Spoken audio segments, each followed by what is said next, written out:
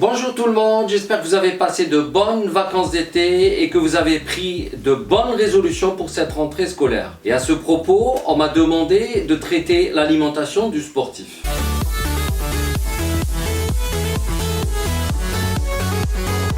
J'ai beaucoup de chance de pouvoir suivre en tant que médecin du sport des athlètes de haut niveau, de différentes disciplines, ce qui me donne une bonne expérience et expertise bien précise de ce sujet. Certes, c'est un sujet passionnant et très vaste, avec des croyances pas toujours validées. Il sera traité en 3 parties. Nous traiterons en première partie les métabolismes énergétiques, c'est les voies empruntées pour fournir l'énergie pendant l'effort. La deuxième partie abordera les besoins en macronutriments et leur bonne répartition. Enfin, la dernière partie concernera les besoins en micronutriments et j'insisterai tout particulièrement sur l'importance de l'hydratation. Les recommandations alimentaires vont dépendre du type de pratique et des objectifs du sportif. Il est indispensable d'adapter les apports nutritionnels aux dépenses énergétiques. Cependant, il existe quelques exceptions pour certaines disciplines qui vont nécessiter une restriction des apports sur une courte durée. C'est le cas des sports à catégorie de poids comme la gymnastique, sport équestre ou une augmentation des apports au-dessus des besoins avant des efforts prolongés comme le sport d'endurance, comme les sports de haute montagne. Et là je fais un petit coucou à Stéphane des Hautes-Pyrénées qui nous fait vibrer à travers ses photos postées sur Facebook. Pour cette première partie, je vous propose le plan suivant. D'abord, qu'est-ce que l'évaluation de la dépense énergétique et à quoi sert-elle? La régulation des prises alimentaires et des apports caloriques des sportifs. La restriction volontaire des apports dans certaines disciplines et nous terminerons par les voies métaboliques de l'effort et les substrats énergétiques. Quand on parle de métabolisme, de voies métaboliques, on va évoquer le métabolisme anaérobique et le métabolisme aérobique. Juste une petite parenthèse pour parler un petit peu du métabolisme de repos. Quand on évoque le métabolisme de repos, on sous-entend l'énergie nécessaire au corps à l'état de repos pour répondre aux différents besoins et fonctions physiologiques de base pour maintenir la vie, comme le système cardiovasculaire, la respiration, le système digestif, etc. Mais alors pourquoi évaluer la dépense énergétique? Tout simplement pour répondre correctement et de façon précise aux besoins du sportif. La dépense énergétique va dépendre du type de sport pratiqué, de sa durée et de son intensité, mais aussi du poids, du sexe et de l'expertise dans la pratique. La mesure directe de la dépense énergétique va reposer sur la mesure de la consommation d'oxygène. C'est le cas dans la course à pied, le vélo, la natation. Pour les efforts très prolongés comme la course au large à la voile, comme le Tour de France et les expéditions en haute montagne, va reposer sur la disparition des marqueurs dans les liquides biologiques après prise orale de l'eau doublement marquée. Il existe également des systèmes d'évaluation individuelle de la dépense énergétique reposant sur le calcul de la fréquence cardiaque. Les plus performants intègrent la vitesse et un GPS permettant de mesurer la distance parcourue. Quelques exemples de la dépense énergétique. Les cyclistes professionnels, les skieurs et les coureurs de fond dépensent entre 4500 et 5000 kcal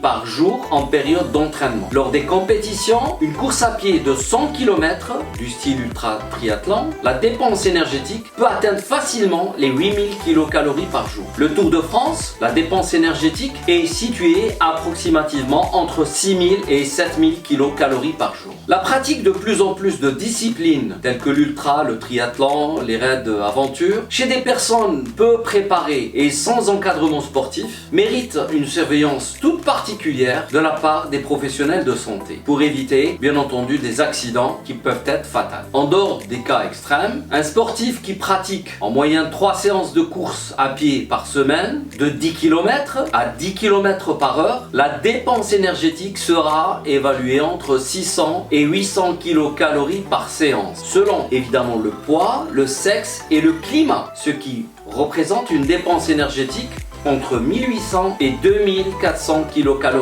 par semaine. Qu'en est-il de la régulation des prises alimentaires et des apports caloriques des sportifs? Il faut savoir que les apports alimentaires vont agir de 2 façons différentes sur la compensation de la dépense énergétique induite par l'effort. Premier effet, c'est un effet anorexigène immédiat de l'exercice physique sur la réduction de la prise alimentaire qui encore sera plus nette en cas d'exercice intense. Le deuxième paramètre est un mécanisme à moyen terme qui va rétablir l'équilibre énergétique par une augmentation secondaire de la prise alimentaire. Le niveau moyen des apports énergétiques va être très variable selon les disciplines pratiquées, de 3000 à 6000 kilocalories par jour chez les hommes, nettement inférieur chez les femmes. De plus en plus, les restrictions volontaires des apports dans certaines pratiques sportives, c'est le cas de la gymnastique et des courses hippiques, où les athlètes doivent conserver en permanence un poids faible. C'est le cas aussi des sports de combat. Il faut garder le poids uniquement pendant les compétitions pour jouer dans la catégorie de poids correspondant. La danse classique aussi, réduction des graisses corporelles, pour entre autres des raisons aussi esthétiques.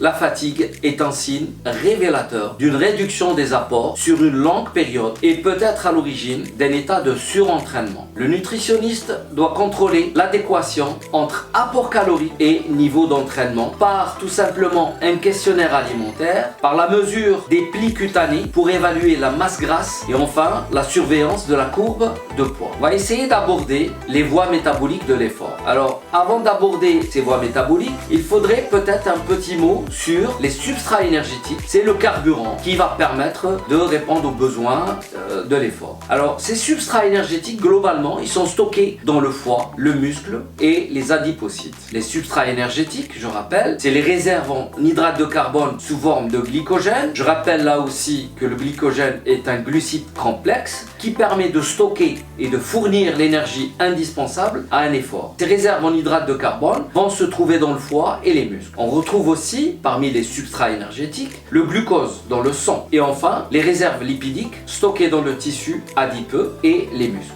L'effort physique va déterminer le choix du substrat énergétique et le niveau d'utilisation de manière très caricaturale. Nous avons deux schémas. Les exercices très courts mais intenses vont utiliser des réserves intramusculaires sans consommation d'oxygène. Il s'agit de la voie anaérobique. Le deuxième cas de figure, c'est les exercices qui vont être prolongés et qui vont solliciter toutes les réserves énergétiques et consomment cette fois-ci de l'oxygène. C'est ce qu'on appelle la voie aérobique. Pour être plus clair, comment peut-on définir finalement le métabolisme? Il s'agit de l'ensemble des réactions chimiques qui se déroulent au sein d'un être vivant pour lui permettre notamment de maintenir en vie, de se reproduire, de se développer et de répondre aux stimuli de son environnement. Alors, premièrement, le métabolisme anaérobie. Comme nous l'avons dit, les exercices courts, moins de 10 secondes et intenses, sollicitent le métabolisme anaérobie en utilisant exclusivement les réserves intramusculaires sans consommer d'oxygène. On peut atteindre la valeur de 250 kilocalories par minute pendant 7 à 10 secondes, comme dans le cas du sprint du 100 mètres à titre d'exemple. Au-delà de cette durée, le muscle utilise le glycogène musculaire par voie anaérobie avec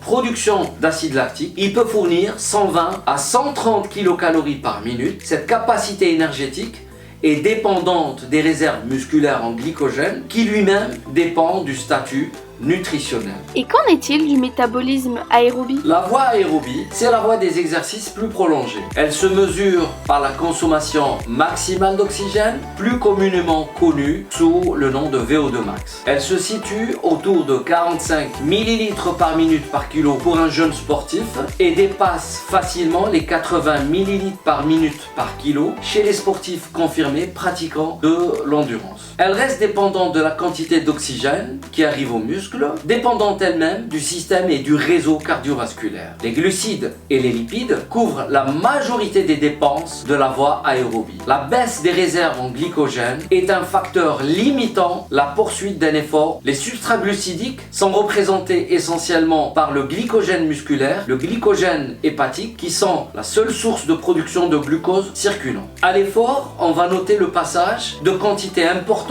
de glucose circulant vers le muscle sous la régulation bien évidemment de l'insuline et la libération considérable du glycogène hépatique pour entretenir les besoins énergétiques. L'épuisement du glycogène hépatique et la surconsommation du glucose par le muscle va entraîner une hypoglycémie qui va être un facteur limitant des efforts prolongés en l'absence d'un apport glucidique. Pour des efforts de très longue durée et de faible intensité, la transformation des lipides permet de suppléer la baisse des réserves en hydrates de carbone, pouvant atteindre 60% au-delà de 3 heures d'effort. Les lipides sont représentés d'une part par les triglycérides présents dans le muscle et d'autre part par les graisses du tissu adipeux. La contribution des aminoacides oxydés, entre parenthèses c'est les protéines, dans les processus énergétiques ne dépasse guère les 5 à 10% de la production totale d'énergie. Ce rappel permet de comprendre la place importante des glucides dans l'alimentation quotidienne et pendant les différentes étapes de l'exercice physique, à savoir l'entraînement, la compétition, la récupération, la réathlétisation, etc. Je vous remercie pour votre attention. Je vous donne rendez-vous très bientôt pour la deuxième partie de l'alimentation du sportif qui traitera les besoins en macronutriments qui sont les protéines, les lipides et les protéines. Et surtout, n'oubliez pas que vous êtes l'acteur principal de votre propre santé.